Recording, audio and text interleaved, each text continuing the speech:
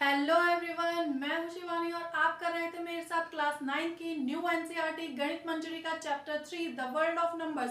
तो जो लोग चैनल पे नए हैं उनकी जानकारी के लिए मैं बता दूं कि चैप्टर 3 में टोटल 5 एक्सरसाइजेस थी। 5 की 5 एक्सरसाइज हम कंप्लीट कर चुके हैं और उसके कंप्लीट करके हम आ चुके हैं एंड ऑफ द एक्सरसाइजेस पे। जिन्होंने ये 5 एक्सरसाइजेस कंप्लीट कर लिए हैं, एंड ऑफ द एक्सरसाइज को बिल्कुल भी स्किप मत कीजिएगा। ये एग्जाम पॉइंट ऑफ व्यू से ज़्यादा इंपॉर्टेंट है, इसे पूरा कंप्लीट करिएगा।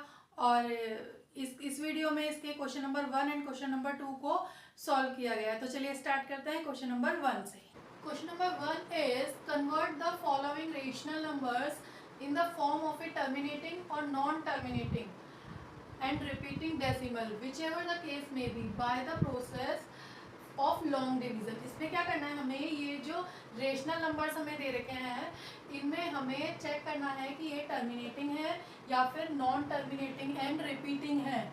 जो सा भी इसमें केस है वो हमें by the process of long division check करके बताना है। तो लॉन्ग डिवीजन मेथड से इसको चेक करते हैं। तो टर्मिनेटिंग और नॉन टर्मिनेटिंग क्या होते हैं, जिसने प्रीवियस वीडियो देखी होगी उसको पता होगा कि टर्मिनेटिंग क्या होते हैं और नॉन टर्मिनेटिंग क्या होते हैं। और जिन्होंने नहीं भी देखी है उनके लिए मैं बता देती हूँ। टर्मिनेटिंग वो होते हैं जैसे कि हम डिवाइड कर रहे हैं तो वो डिवाइड हमारा डेसिमल के कुछ प्लेसेस के बाद खत्म हो जाता है, तो वो होते हैं हमारे टर्मिनेटिंग। और नॉन टर्मिनेटिंग एंड रिपीटिंग क्या होते हैं, जो हमारे खत्म नहीं होते और कुछ नंबर जो है हमारे रिपीट होते जाते हैं डेसिमल के बाद। आंसर में कुछ नंबर हमारे, कुछ डिजिट्स हमारी रिपीट होती जाती हैं, तो वो होते हैं नॉन टर्मिनेटिंग एंड रिपीटिंग। तो चलिए स्टार्ट करते हैं। 3/50 इसको लॉन्ग डिवीजन मेथड से करेंगे। 50 डिवाइड करेंगे 3 को, पॉइंट लगाएंगे 0, 50 से छोटा है 30, 0 बढ़ाएंगे, एक और 0 आ जाएगी, 5 6 30 यानी कि 56 हो जाएगा आपका 300। माइनस करेंगे ये पूरा पूरा कट जाएगा, तो आंसर क्या आ गया आपका 0.06। अब यहाँ पे देखो ये कंप्लीट हो जाता है, रिमाइंडर कुछ नहीं बचा हमारा, डिवीजन कंप्लीट। इट मीन्स ये क्या है आपका terminating decimal, it is a terminating decimal. अब हम 2/9 को चेक करेंगे कैसे।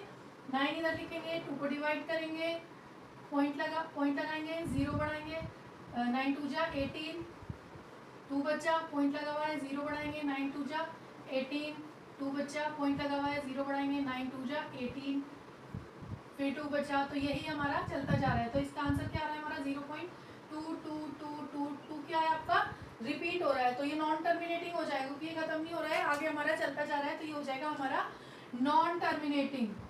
नॉन टर्मिनेटिंग और क्या हो रहा है, 2 हमारा रिपीट हो रहा है, तो एंड रिपीटिंग।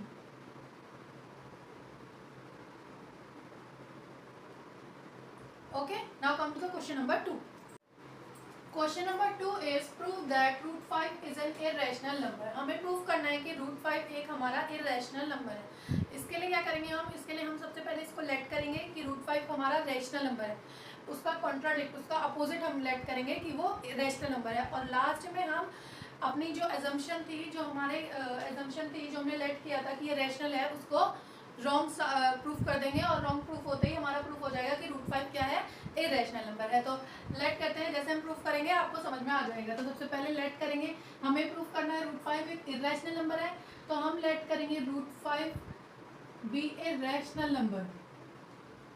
जो हमें प्रूफ करना है उसका अपोजिट हमने सबसे पहले क्या किया, लेट किया। अब क्या करेंगे, अगर ये रेशनल नंबर है, रेशनल नंबर क्या होता है, रेशनल नंबर वो होते हैं जिन्हें हम P/Q की फॉर्म में रिप्रेजेंट कर सकते हैं। तो अगर ये रेशनल नंबर है तो इट मीन्स इसको भी हम P/Q की फॉर्म में रिप्रेजेंट कर सकते हैं, राइट। वेयर जहाँ पे P और Q क्या होते हैं, where P and Q are coprime. Coprime आपको पता ही होगा क्या होता है, नहीं पता, अगर नहीं पता तो मैं बता देती हूँ। कोप्राइम का मतलब क्या होता है, मैं यहाँ पे लिख भी देती हूँ ताकि आपको नेक्स्ट टाइम के लिए याद रहे। कोप्राइम मीन्स आपका होता है P और Q कोप्राइम है, इसका मतलब P and Q have no common factor other than 1। मतलब P और Q का 1 के अलावा कोई भी कॉमन फैक्टर नहीं है। It means P and Q जो है सिंपलेस्ट फॉर्म में है, इसको और कट करके आगे सॉल्व नहीं किया जा सकता, इसका कोई कॉमन फैक्टर नहीं है। तो अगर इसको इस फॉर्म में लिख सकते हैं तो अगर हम q को इधर ला सकते हैं, q इधर डिवाइड में, इधर आएगा मल्टीप्लाई में। अब क्या करेंगे हम, स्टेप बाय स्टेप इसको कंप्लीट करेंगे, स्क्वायरिंग करेंगे, स्क्वायरिंग बोथ साइड, √5 का स्क्वायर हो जाएगा 5q square is equal to p square. यहाँ आप देखोगे तो आपको दिखाई देगा p स्क्वायर 5q स्क्वायर के इक्वल है। इट मीन्स p स्क्वायर जो है वो 5 से डिविजिबल है। मीन्स अगर ये 5 इधर मल्टीप्लाई में है तो इसको डिवाइड में भी तो ले जा सकते हैं इधर, तो p square upon 5, p square को 5 से डिवाइड करके q स्क्वायर आ रहा है। इट मीन्स p स्क्वायर 5 से डिवाइड हो सकता है। तो ये आपका क्या इंप्लाइज करता है, p square is divisible by 5। अब मुझे ये बताओ, अगर p स्क्वायर 5 से डिविजिबल है तो क्या p भी 5 से डिविजिबल हो सकता है? यस। अब देखो p स्क्वायर हमारा है, इसको हम p इंटू पी तो लिख सकते हैं। जब हमारा एक p 5 से डिविजिबल है तो ये भी तो हमारा 5 से डिविजिबल होगा ना। तो इसी तरह हम यहाँ पे करेंगे, यही क्या इंप्लाइज करेगा हमारा, p is also divisible by 5।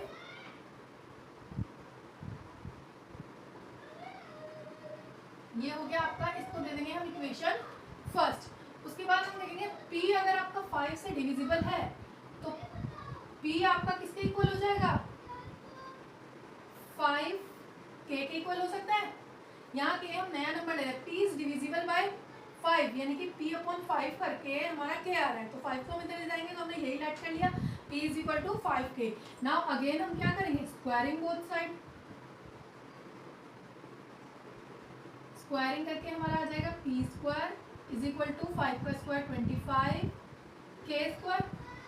p square की वैल्यू रखेंगे हम यहाँ से 5q स्क्वायर, तो 5q स्क्वायर आ रहा है आपका 25 k स्क्वायर के, 5 से 25 कटा, 5 5 से 25, q स्क्वायर आ गया आपका 5 k स्क्वायर। ये क्या इंप्लाइज करेगा आपका, q स्क्वायर इज, जैसे यहाँ पे था q square, p square is divisible by 5 था ना, तो यहाँ पे q स्क्वायर आपका 5 से डिविजिबल हुआ, q स्क्वायर को 5 से डिवाइड करके k स्क्वायर के इक्वल आ रहा है। तो it means q square is divisible by 5।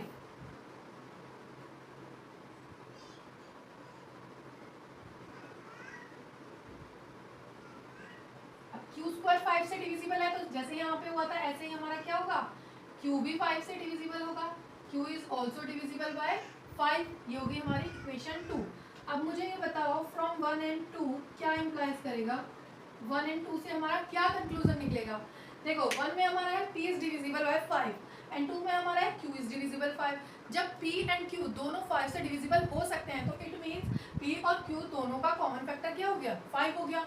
और हमने क्या लेट किया था कि दोनों का कोई कॉमन फैक्टर है ही नहीं, तो इट मीन्स हमारी जो अजम्पशन थी, जो हमने लेट किया था वो कंट्राडिक्ट, उसका विरोध हो गया है। तो इसका मतलब है ये क्या कर रहा है, कंट्राडिक्शन हो गया हमारा। तो कंट्राडिक्शन हो गया तो इट मीन्स हमारा जो अजम्पशन थी वो रॉन्ग प्रूफ हो गई, यानी कि √5 हमारा रेशनल नंबर नहीं होगा। तो रेशनल नहीं है तो क्या होगा, इरेशनल होगा। तो इसी चीज को लिखेंगे हम, क्या फर्स्ट एंड सेकंड इंप्लाइज आपका p and q both have common factor 5। p and q have common factor 5 which contradict our assumption। ये हमारी assumption जो है wrong proof हो जाती है यहाँ पे। hence √5 is irrational। ठीक है, समझ में आया। इसी के साथ ये क्वेश्चन हो जाता है कंप्लीट। अगर ये क्वेश्चन समझ में आए हो, आपको ये दोनों क्वेश्चन समझ में आए हो, वीडियो अच्छा लगा हो तो वीडियो को लाइक करें, अपने फ्रेंड्स के साथ शेयर करें, चैनल को सब्सक्राइब करें। मिलते हैं नेक्स्ट वीडियो में नेक्स्ट क्वेश्चन के साथ।